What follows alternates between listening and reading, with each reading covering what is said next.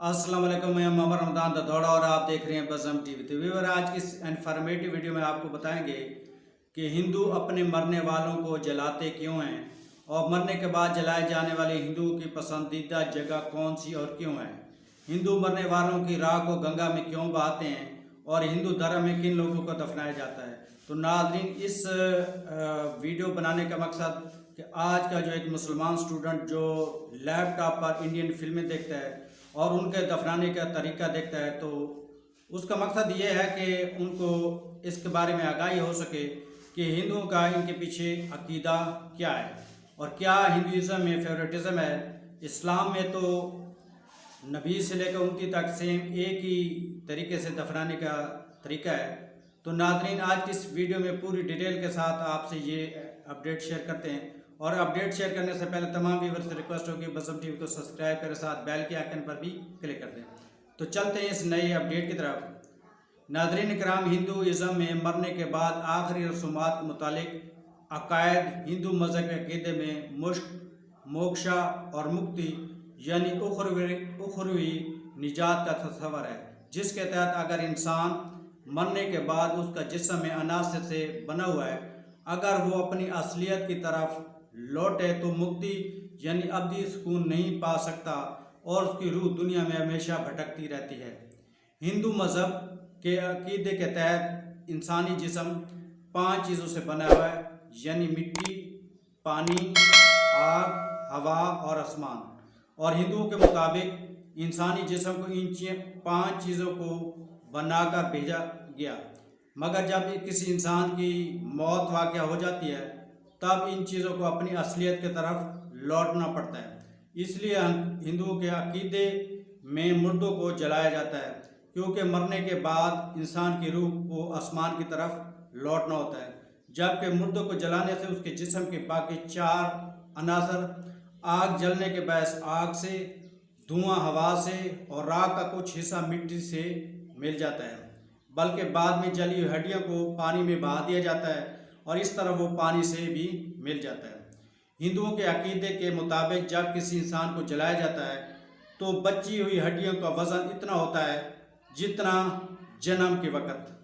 हिंदू मज़हब में भारत के शहर वाराणसी बहुत मुक़द्दस तस्वर किया जाता है। ये शहर दरियाए गंगा के किनारे वाक़ है, जो बज़ात खुद हिंदुओं के नज़दीक मुक़द्दस दरिया की हैसियत रखता है। नाज़रीन, वाराणसी शहर और गंगा हिंदुओं के नज़दीक मुक़द्दस हैं, इसलिए उनकी कोशिश होती है कि अपने मुर्दों को गंगा के किनारे जलाया जाए और यहाँ कई शमशान घाट हैं। रोज़ाना औसतन 300 मुर्दों की चिता यहाँ जलाई जाती है और हिंदुओं का अकीदा है कि जिस शख्स का इंतकाल वाराणसी में हो तो यानी नर दोज़ख से निजात मिल जाती है और सीधा स्वर्ग यानी जन्नत में वो चला जाता है। इसलिए हिंदू अपने करीबुल मर्ग को वाराणसी में ही ले आते हैं। हिंदू धर्म में अग्नि संस्कार ही उत्तम तरीका है, इसके बगैर आत्मा रूह को मुक्ति नहीं मिलती। भारतीय रियासत उत्तर प्रदेश में वाक़ इस शहर वाराणसी में मरने के बाद गंगा के किनारे उनकी चिता जला दी जाती है और उसकी राख गंगा में बहा देते हैं और पीतल के छोटे बर्तन में सर और चेहरे की हड्डियां साथ ले जाते हैं और कुछ अर्से बाद दोबारा आकर उसको गंगा में बहा देते हैं। जलाने से कबल मरने वाले शख्स को रंगीन कपड़ों में लपेटा जाता है और उनको फूलों की मालाएं पहनाई जाती हैं और उनके जलाने के लिए चंदन और संदल की लकड़ी इस्तेमाल की जाती है। वाराणसी का शमशान घाट भारत का सबसे बड़ा शमशान घाट है। अगरचे हिंदुओं में मुर्दों को दफनाने का कोई तस्वर नहीं, मगर बाज़ अफराद को जलाने की बजाय दफनाया जाता है क्योंकि वहाँ पर फेवरेटिज़म है, लेकिन उसकी कुछ शराइत हैं। 2 साल की उम्र से पहले इंतकाल करने वाले बच्चे और वो अफराद जिनको हिंदू मुक़द्दस यानी पंडित उनको जलाते नहीं बल्कि दफनाते हैं। उसकी वजह यह है कि हिंदुओं का अकीदा है कि मरने वालों की ज़िंदगी में जो गुनाह किए होते हैं जलाकर वो आग में ख़त्म हो जाते हैं, इसलिए उनको दोज़ख में सज़ा नहीं मिलती। 2 साल की उम्र के बच्चे और मजहबी शख्सियात गुनाहों से पाक होते हैं, इसलिए उनकी समाधि बना दी जाती है।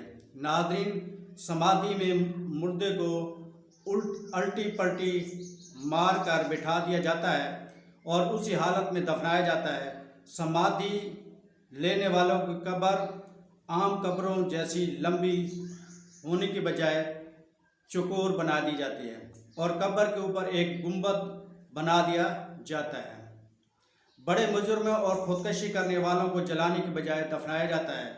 हिंदुओं का अकीदा है कि अगर उनको जला भी दिया जाए तो उनके गुनाह इतने ज़्यादा होते हैं कि वो ख़त्म नहीं होते। चिता जलाते वक़्त मरने वाले शख्स के पांव जनूब की समत रखते हैं। उसकी वजह है कि मौत के देवता यामा की सल्तनत जनूब की तरफ है, जबकि मरने वाले का सर शुमार की तरफ इसलिए रखा जाता है कि दौलत के देवता उपीरा के सल्तनत शुमार की तरफ है। मरने वाले को आग में जलाने का मकसद आग के देवता के हवाले करना होता है कि वो उसके गुनाह को ख़त्म कराए और उनकी बख्शिश कराए, और ये हिंदुओं के अकीदे में मौजूद है। हिंदुओं के पैरोकारों का एक और भी अकीदा है कि मरने के बाद इंसान की रूह उसके जिस्म के इर्द गिर्द घूमती है, क्योंकि वो एक तवील अरसे से रूह और जिस्म एक साथ गुजारा होता है, इसलिए उनकी जिस्म के साथ ख़ास उन्सनियत पैदा हो जाती है और उसे वो छोड़ना नहीं चाहती। लिहाजा जब किसी जिस्म को पूरी तरह आग में जलाकर ख़त्म किया जाता है तो रूह उस उन्सनियत के जज्बे से आज़ाद हो जाती है और आसमानों की तरफ लौट जाती है।